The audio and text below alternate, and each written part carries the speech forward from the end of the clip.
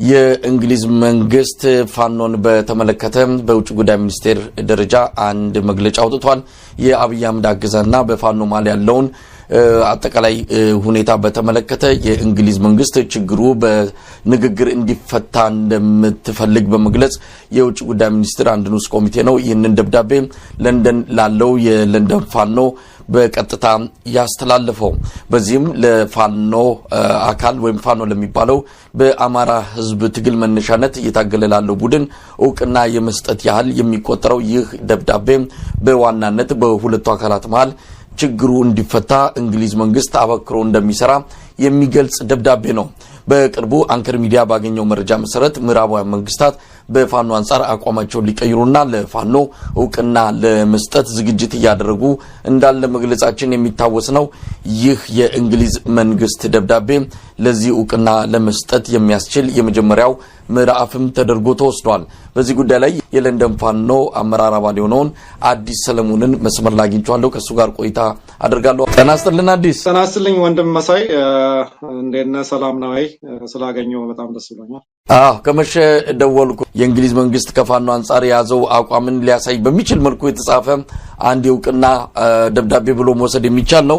እሱን ተመልክተን ነው በቀጥታ ወደ አንተ የደወልኩት። እስቲ ምንድነው በእንግሊዝ የውጭ ጉዳይ መስሪያ ቤት በኩል የወጣውና ፋኖን በተመለከተ የሚገልጸው ደብዳቤ ባጭሩ ሐሳቡ ምንድነው? አመሰግናለሁ መሳይ። አክቹአሊ የእንግሊዝ መንግስት ይሄን ከመጻፉ በፊት ታስታውስ እንደሆነ በቢቢሲ ስለ በአማራ ስለሚደረገው የሴቶች መደፈር በሰፊው በጥናት ሰርተውበት ያን አቅርበውት ነበር። ከዛ ቀጥሎ ጋርዲያን የሰራውን ስራ አለ። ጋርዲያን ውስጥ ባጠናው ጥናት መሰረት ፋኖ የያዘውን ቦታ እያስተዳደረ ያለውን ቦታ ኦሬዲ አጥንተው አቅርበዋል እና ከዛ በኋላ ነው ይሄን ሁሉ ከታየ በኋላ ይሄኛው እንደገና ደብዳቤ በስሙ መጥራት በፊት ያው ታጣቂ ኃይል በሚል ነበር የሆነ ታጣቂ ኃይል በአማራ ክልል የሚንቀሳቀስ ታጣቂ ኃይል ነበር የሚሉት። አሁን ግን ቦልድሊ ፋኖ ብለው ነው የጻፉት። ብለው ሪኮግኒሽን ሰጥተው ነው የጻፉትና ይሄ አንድ ትልቅ ፕሮግረስ ነው። ምክንያቱም አምነውበታል ኦሬዲ። የአብይ መንግስት እንደምታውቀው ፋኖን በቴሮሪዝም ለመፈረጅ ብዙ ጥረት አድርጓል። ግን ያ ሁሉ ከሽፎበት አሁን ግን ኦሬዲ የእንግሊዝ መንግስት በአማራ ክልል የሚፈጸመውን ግፍና መከራ ጥናት በተመሰረተበት አግኝቶ እኛም ደግሞ እዚህ በመናደርገው እንቅስቃሴ የተለያየ ሰላማዊ ሰልፍ እናደርጋለን፣ ደብዳቤዎችን እንጽፋለን፣ እናስገባለን። የዛ ሁሉ ጥረት ነው አሁን አትሊስት ለዚህ መልስ የሰጡንና ላስገባነው ደብዳቤ መልስ ነውና ኮንሰርናቸውን እንደ ነው የገለጹልን። ይሄ ቀላል ደብዳቤ አይደለም። በእውነት ለፋኖ ትልቅ የቪክትሪ ቀን ነው። ለአገዛዙ ደግሞ የዲፕሎማሲ ውድቀት ነው የሚያሳየውና ትንሽ ይሄ ፈርጠም ያለ በጣም ጠንካራ ደብዳቤ ነው የጻፉትና የአብይ መንግስት በዚህ ሰዓት መቼም እንግዲህ አምባሳደሩን ጠርቶ ያስፈራራዋል ምን እየሰራችሁ ነው የሚል ኮንሰርን ሁሉ እንደምናይ ነው የሚታይ። ይሄ በጣም ትልቅ እድገት ነው። ስለ ፋኖ ስም መጥራት ብቻም አይደለም። ፋኖን በተመለከተ አሉታዊ አመለካከት ያላቸው ምዕራባውያን መንግስታት ከቅርብ ጊዜ ወዲህ አዎንታዊ አመለካከት እያያዙ ነው፣ በስሙም እየጠሩት ይገኛሉ። ይህም ብቻም አይደለም፣ ሁለቱንም ወገኖች ለውይይት እድል ሰጥተው ችግሩን እንዲፈቱ ጫና እንፈጥራለን ብለው ነው እንግዲህ በደብዳቤውም ላይም ያመለከቱት። እውነት ለመናገር ይህ ትልቅ ውጤት ነው ማለት ይቻላል። ከአሉታዊ አመለካከት ወደ አዎንታዊ ከአዎንታዊም ባሻገር ደግሞ ፋኖን በስሙ መጥራት ቀላል የሚባል ውጤት አይደለምና እንደው ይሄ እንዴት ሊገኝ ቻለ የሚለው ነው እንግዲህ ተመልሶ የሚመጣው ጥያቄ። እንዴት ሊገኝ ቻለ? በእናንተ ጥረት ፋኖም እንግዲህ በተከታታይ ያሳያቸው አንዳንድ እርምጃዎች የምዕራባውያንን ቀልብ መሳቡ አልቀረም። በምርኮኞች ላይ ያዘው አቋም፣ ለዓለም አቀፍ የግብረሰናይ ተቋማት ትብብር ማድረጉ፣ ብዙ ነገሮች አዎንታዊ ጎኖች እየተጠቀሰ በምዕራባውያን ዘንድ ስለፋኖ እየተነሳ ይገኛልና እንደው ይሄ ነገር እንዴት ሊመጣ ቻለ ለሚለው ጥያቄ ምላሻችሁ ምንድነው? አክቹአሊ መቼም ባለፈው አይታል በለንደን ላይ የሚደረጉ ሰላማዊ ሰልፎች ቀላል አይደሉምና በተለይ የለንደንን እምብርት የሆነውን ኦክስፎርድ ሰርከስ የሚባል በብዙ ቢሊዮን ፓውንድ በየቀኑ የሚገበያይበትን ቦታ መዝጋት ማለት ቀላል አይደለም። በዚህ ቦታ ላይ ለመጀመሪያ እኛንን ብል ማጋነን አይደለም፣ ለኛ ነው የፈቀዱትና ይሄን መንገድ ዘግተን ነው። ከዛም ደግሞ ምንበትናቸው ለፍሌቶች አሉ። በአማራ ላይ እየደረሰ ያለው ግፍና መከራ፣ ሞት ይዘነው የምንወጣ ምስሎች ራሱ ቀላል አይደለም። ያ ምስል ህዝብ ነው፣ ቲክቶከሮች፣ የተለያዩ የሚዲያ ሰዎች እየቀረጹ ነው እና ኢሜል በቃ በጊዜው ኢሜል ፕሬሸር በሶባቸዋል። እኛም ደግሞ አላቆምንም። በየወሩ ሰላማዊ ሰልፍ ይደረጋል። የምንበትነውን እንበትናለን፣ ግፍና መከራውንም እናሳያለን። ይህ ሁሉ ግፊት ለሜምበር ኦፍ ፓርላመንት አባሎች በየምንኖርበት አካባቢ ደብዳቤዎችን ጽፈን በሁሉም እንልካለን። በሁሉም በለንደን በሚገኙ በማንቸስተር በበርሚንግሃም ያሉትን ሜምበር ኦፍ ፓርላመንቶች እያንዳንዱ ግፍና መከራው ምን እንደሆነ የአማራ እንዴት እንደሆነ ይሄ አገዛዝ በጦርነት ብቻ ኤግዚስት ያደረገ ምንም ራዕይ የሌለው መንግስት እንደሆነ አመላካች አሳይተናቸዋል።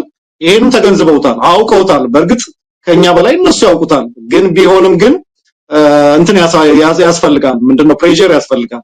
ይሄን ፕሬሸር ግን ያው ውጤት አምጥቶ የኛም ደግሞ በየቦታው እንደምታየው በኤርፖርቶች በኤግዚቢሽን ቦታዎች በተለያዩ ቦታዎች እየገባን የምናደርጋቸውን ትግል እያንዳንዱ ውጭ ጉዳይ ሚኒስትሩ፣ ጠቅላይ ሚኒስትሩ ሁሉም ቦታ ላይ ጆሮ ይደርሳልና ይሄም ራሱ ትንሽ የውጤታችን ፍሬ አፍርቶ ለዚህ በቅተናል ብዬ እገምታለሁ። ወንድሜ መሳይ እንግዲህ በቀጥታ ለለንደን ፋኖ አመራሮች የተላከ ምላሽ የተሰጠ ደብዳቤ ነው።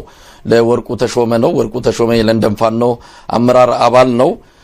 እንግዲህ በጥያቄ አቅርባቸዋል። በአማራ ክልል እየተካሄደ ያለው ዘርፈ ብዙ መንግስት ተኮር ጥቃት ወደ ብዙዎች እንደሚሉትም ከሆነ የዘር ማጥፋት ተብሎ ሊገለጽ በሚችል መልኩ ከፍተኛ የሆነ በደልና ስቃይ ነው በአማራ ህዝብ ላይ እየደረሰ የሚገኘው። በቅርቡ የቢቢሲ እንግዲህ ቀደም ሲል ማን ተገልጿል። ቢቢሲ በጣም ጠንካራ የሆነ ሪፖርት ነው ያወጣው። ዘጋርዲያንም ተከትሏል። እነዚህ በሙሉ የእንግሊዝ ሚዲያዎች ናቸው። ዝም ብለው አይደለም እነዚህ ሚዲያዎች አንድን ነገር ሲያወጡ ቀጥታ የፖለቲካ መልእክትም እንዳለው በቀላሉ መረዳት የምንችለው ጉዳይ ነው።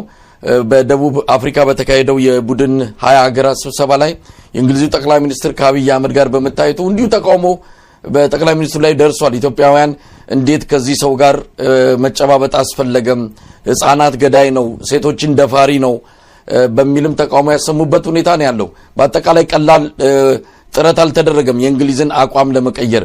ግን ይቀራል፣ ብዙ ነገር ይቀራል። እንደው ከዚህ ደብዳቤ ተነስተን ምን ማለት እንችላለን? ይሄ ደብዳቤ በአገዛዙ ላይ ሊፈጥር የሚችለውንም አጠቃላይ ስነ ልቦና መሸበርን ጨምሮ ምን አይነት ተጽዕኖ ይፈጥራል የሚለውን እንዴት ታየዋለህ? ከፍተኛ ተጽዕኖ ነው የሚፈጥረው። እንግዲህ እንደምታየው እኛ በምናደርጋቸው እንቅስቃሴዎች የተለያዩ ያው ነገሮች ይደርሱብናል። ግን ቢሆንም እኛ ያለንበት ሀገር ኦልሬዲ የዚህ ሀገር መንግስት ስለሚያውቅ ይሄ አሁን ምንድነው አማራው እንደዚህ አይነት ነገሮች ደረሱ ብሎ ተቆራርጦ መቀመጥ ብቻ ሳይሆን ይቀጥላል፣ አናቆምም። ይሄ መንግስት ይሄ ስርዓት እስከሚገረሰስ ወይንም ደግሞ ይሄ ስርዓት ለፍርድ እስከሚቀርብ ድረስ እንታገላለን። ትግላችን ማጠናከር ነውና መንግስቱም ራሱ አውቆታል። ይሄን ስላወቀ ነው እንደምታየው ፊልም ሰርቶ የፋኖን ወደ አሸባሪ ብሎ ለመፈረጅ የሄደበት በጣም አስቀያሚ የሆነ የእጅ አይተዋል። በእጅ ቆረጣ ቆርጦ ድራማ ሰርቶ ለመንግስት ለተለያዩ የዓለማት መንግስቶች ፋኖን በቴሮሪዝም ለመፈረጅ ያደረገው ከሽፎበታል። ይሄ ስለከሸፈበት ነው አሁን የሚያደርገው የሚጨብጠው አጥቷል መንግስቱ። እና ኦልሬዲ ብዙ ነገሮች ስራዎች እየተሰሩ ነው። መሬት ላይ ያሉ ወንድሞቻችንን ብዙ እየሰሩ ነው። ይሄ ስርዓት የሚቆይ ስርዓት አይደለም። ይሄም ገብቷቸዋል። የእንግሊዝ መንግስትን ብቻ አይደለም። አሁን የእንግሊዝ መንግስት ቅድሚያውን ለመውሰድ ነው እንጂ አብዛኞቹ ገብቷቸዋል። ግን አሁን ቅድሚያውን የእንግሊዝ መንግስት ገብቶት ታጣቂ ከማለት ወጥቶ ፋኖ ብሎ በስሙ መጥራቱ ራሱ ትልቅ ፕሮግረስ ነው። ፋኖ የሚለውን ነበር መጥራት የማይፈልጉት በፊት። ያው በአማራ አካባቢ የሚንቀሳቀስ ታጣቂ ነበር የሚሉት። አሁን ግን ፋኖ እኩል ከመንግስት ጋር እንደም ከመንግስት በላይ ነው አግንነው ያወጡትና ኮንሰርናቸውን ጽፈዋል። እዛ ላይ እየተደረገ ያለውን ግፍና መከራ፣ ሰቆቃ፣ ግድያ፣ እስራት በአማራ ላይ የሚደረገውን ጄኖሳይድ አውቀውታል። ስለዚህ አሁንም ምንድነው ሁላችንም ይሄ አገዛዝ ምንድነው የተለከፈ ውሻ ሁሉን እየበላ ወደ ህመም ከመዳረጉ በፊት ማስወገድ አለብን እጅ ለእጅ ተያይዘን የሚለውን ነው እኔ ማስተላልፈውና የእንግሊዝ መንግስት በእውነቱ ይሄን ሪስፖንስ ሰጠ ብለን አሁንም አንተኛም፣ እንቀጥላለን። በእያንዳንዱ በየአካባቢያችን ያሉ የሜምበር ኦፍ ፓርላመንቶችን ቢሮአቸው ድረስ እየሄድን እናናግራለን። በተለይ እኔና ወንድሜ ወርቁ በምንኖርበት ኮንሲስተንሲ የሜምበር ኦፍ ፓርላመንት ወይንም አካባቢ የምንኖርበት አካባቢ የዴቪድ ላሚ ነው። ዴቪድ ላሚ ማለት ደግሞ የእንግሊዝ የውጭ ጉዳይ ሚኒስትር ነው። እሱንም በቀጠሮ ለማናገር ቅድና ፕላን አለን። እንቀጥላለን፣ ትግላችን ይቀጥላል። ስርዓቱም ደግሞ እድሜም አይኖረውም። አሁን ጥሩ ፕሮግረስ እያየን ነው ያለን፣ በመሬትም በውጭም ያለው ጥሩ ፕሮግረስ ነውና